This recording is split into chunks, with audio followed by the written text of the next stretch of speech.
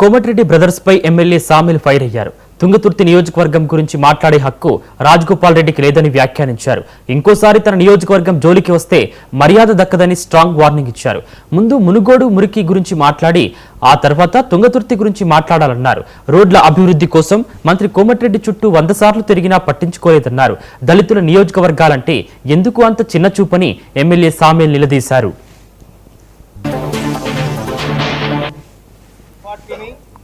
వెనక ఉండి ముంగట ఉండి ముందు వరుసలో ఉండి నడిపించింది బడుగు బలహీన వర్గాల అనే సంగతి మర్చిపోతాను మనం చెప్తున్నాను.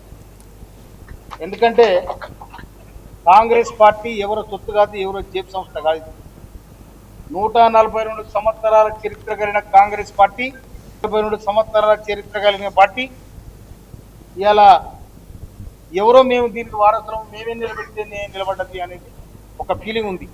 ఆ ఫీలింగ్ బంద్ చేసుకోవాలని హెచ్చరిస్తాను. రాజగోపాల్ రెడ్డికి నేను సూటిగా అడుగుతా ఉన్నాను. నువ్వు బీజేపీ నుండి కాంగ్రెస్లోకి వచ్చినావు. నువ్వు మండల పార్టీ అధ్యక్షులందరూ కూడా నీ ఎంట వచ్చిన బీజేపీ వాళ్ళకి చేసి కాంగ్రెస్ పార్టీని పతనం చేయడానికే నువ్వు కాంగ్రెస్ పార్టీ నుంచి ఒక దళితుడైన బట్టి విక్రమార్క సిఎల్పి లీడర్ ఉంటే నువ్వు దాన్ని భరించలేక ఓర్చుకోలేక నువ్వు పోయి బీజేపీతో లింక్ కట్టి బీజేపీతో కాంగ్రెస్ పార్టీని పొందబెట్టాలని బీజేపీ తరఫున నువ్వు మునుగోడులో బీజేపీ తరఫున పోటీ చేస్తే మళ్ళీ కాంగ్రెస్ ఎన్నికల ముందు కానీ నువ్వు ఎవరిని మండల పార్టీ అధ్యక్షులు చేసినావు? నీ ఎంట ఎవరైతే వచ్చిన బీజేపీ వాళ్ళని మండల పార్టీ అధ్యక్షులు చేసినావు. ఇక్కడ నేను చేసిన 9 మంది కాంగ్రెస్ పార్టీ కోసం కష్టపడి పనిచేసిన వాళ్ళు. కాంగ్రెస్ పార్టీని వెనక ఉండి ముంగట ఉండి ముందు వరుసలో ఉండి నడిపించింది బడుగు బలహీన వర్గాల అనే సంగతి మర్చిపోతాను మనం చెప్తున్నాను. ఎందుకంటే కాంగ్రెస్ పార్టీ ఎవరో సొత్తు కాదు, ఎవరో జేబు సంస్థ కాదు.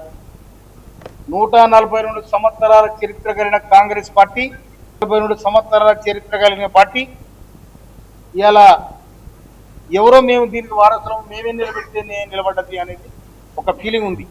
ఆ ఫీలింగ్ బంద్ చేసుకోవాలని హెచ్చరిస్తాను. రాజగోపాల్ రెడ్డికి నేను సూటిగా అడుగుతా ఉన్నాను. నువ్వు బీజేపీ నుండి కాంగ్రెస్లోకి వచ్చినావు.